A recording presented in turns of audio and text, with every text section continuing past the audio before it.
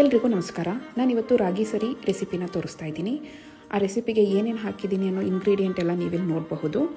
Next ಇದು ಪ್ರತಿಯೊಂದು ಇಂಗ್ರೀಡಿಯೆಂಟ್ನು ನಾವು ಹುರ್ಕೊಬೇಕಾಗುತ್ತೆ. ಆವಾಗ ನಿಮಗೆ ಹೇಳ್ತಾ ಹೋಗ್ತೀನಿ ಏನೇನು ಬೇಕು ಅಂತ. ಫಸ್ಟು ರಾಗಿ, ಅಫ್ಕೋರ್ಸ್ ಅದೇ ಮೇನ್ ಇಂಗ್ರೀಡಿಯೆಂಟ್.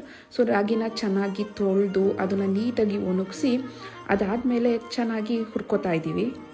ಅದೊಂದು 5 to 6 ಮಿನಿಟ್ಸ್ ಅದು ಕ್ರಿಸ್ಪಿಯಾಗಿ ಆಗೋವರೆಗೂ ಹುರ್ಕೊಂಡು ನೆಕ್ಸ್ಟು ಗೋಧಿನೂ ಅಷ್ಟೇ. ಗೋಧಿ ಸ್ವಲ್ಪ ಜಾಸ್ತಿನೇ ಟೈಮ್ ತೊಗೊಳುತ್ತೆ, ಸ್ವಲ್ಪ ದಪ್ಪ ಇರೋದ್ರಿಂದ. ಸೊ ಗೋಧಿನೂ ಚೆನ್ನಾಗಿ ಹುರಿದಾದ್ಮೇಲೆ ನೆಕ್ಸ್ಟ್ ನಾವಿಲ್ಲಿ ತಗೊಳ್ತಾ ಇರೋವಂತಹ ಇಂಗ್ರೀಡಿಯೆಂಟು ಬೇಳೆಕಾಳುಗಳು. ನೀವು ಎಲ್ಲ ತರಹದ ಬೇಳೆನೂ ಹಾಕ್ಬೋದು, ಲೈಕ್ ಕಡಲೆಬೇಳೆ, ತೊಗರಿಬೇಳೆ, ಹೆಸರು ಬೇಳೆ. ಬಿಕಾಸ್ ಹೆಸರು ಬೇಳೆ ಅಂತೂ ತುಂಬಾ ತಂಪು. ನಾನಿಲ್ಲಿ ಕಡಲೆಬೇಳೆ ಮತ್ತು ಹೆಸರು ಬೇಳೆನ ತೊಗೊಂಡಿದ್ದೀನಿ. ಎರಡನ್ನೂ ಚೆನ್ನಾಗಿ ಹುರಿದಾದ್ಮೇಲೆ ನೆಕ್ಸ್ಟು ಮೆಂತ್ಯನೂ ಅಷ್ಟೇ ಆರೋಗ್ಯಕ್ಕೆ ತುಂಬಾ ಇಂಪಾರ್ಟೆಂಟು.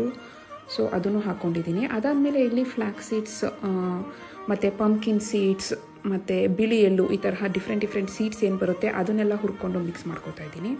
ಅದಾದಮೇಲೆ ಕಡಲೆಬೀಜ. ಸೊ ಕಡಲೆಬೀಜನೂ ಅಷ್ಟೇ ಚೆನ್ನಾಗಿ ಕ್ರಿಸ್ಪಿ ಆಗೋವರೆಗೂ ಹುರ್ಕೊಂಡು ನೆಕ್ಸ್ಟ್ ಎಲ್ಲ ತರಹದ ಡ್ರೈ ಫ್ರೂಟ್ಸ್ನ ಹಾಕ್ಕೋತಾ ಇದ್ದೀನಿ.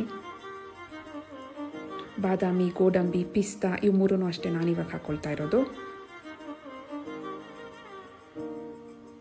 ಇದೆಲ್ಲ ಆದಮೇಲೆ ಕೊನೆಯಲ್ಲಿ ಅಕ್ಕಿನೂ ಹಾಕ್ಕೊಳ್ತಾ ಇದ್ದೀನಿ. ಅಕ್ಕಿನೂ ಅಷ್ಟೇ, ನಾವು ಅಕ್ಕಿ ಆ್ಯಂಡ್ ಗೋಧಿನೂ ಅಷ್ಟೇ ಚೆನ್ನಾಗಿ ವಾಶ್ ಮಾಡಿ ತೊಳೆದು ಒಣಗಿಸಾದ್ಮೇಲೆ ಯೂಸ್ ಮಾಡ್ತಾ ಇರೋದು. ಅದನ್ನು ಚೆನ್ನಾಗಿ ರೋಸ್ಟ್ ಮಾಡಿಕೊಂಡು ಕೊನೆಗೆ ಮಖಾನ ಹಾಕ್ಕೊಳ್ತಾ ಇದ್ದೀನಿ. ಯಾಕಂದರೆ ಮಖಾನೂ ಅಷ್ಟೇ ಆರೋಗ್ಯಕ್ಕೆ ತುಂಬಾ ಒಳ್ಳೆಯದು. ಇದೆಲ್ಲ ಹುರ್ಕೊಂಡಾದಮೇಲೆ ಅದು ಸ್ವಲ್ಪ ತಣ್ಣಗಾದ್ಮೇಲೆ ನೀಟಾಗಿ ಮಿಕ್ಸಿ ಮಾಡಿಕೊಂಡು ಈ ಥರ ಜರಡಿ ಆಡಿದರೆ ನಮ್ಮ ರಾಗಿ ಸರಿ ರೆಡಿ.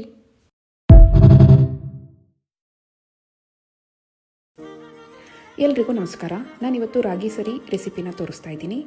ಆ ರೆಸಿಪಿಗೆ ಏನೇನು ಹಾಕಿದ್ದೀನಿ ಅನ್ನೋ ಇಂಗ್ರೀಡಿಯೆಂಟ್ ಎಲ್ಲ ನೀವಿಲ್ಲಿ ನೋಡಬಹುದು. ನೆಕ್ಸ್ಟ್ ಇದು ಪ್ರತಿಯೊಂದು ಇಂಗ್ರೀಡಿಯೆಂಟ್ನು ನಾವು ಹುರ್ಕೊಬೇಕಾಗುತ್ತೆ. ಆವಾಗ ನಿಮಗೆ ಹೇಳ್ತಾ ಹೋಗ್ತೀನಿ ಏನೇನು ಬೇಕು ಅಂತ. ಫಸ್ಟು ರಾಗಿ, ಅಫ್ಕೋರ್ಸ್ ಅದೇ ಮೇನ್ ಇಂಗ್ರೀಡಿಯೆಂಟ್.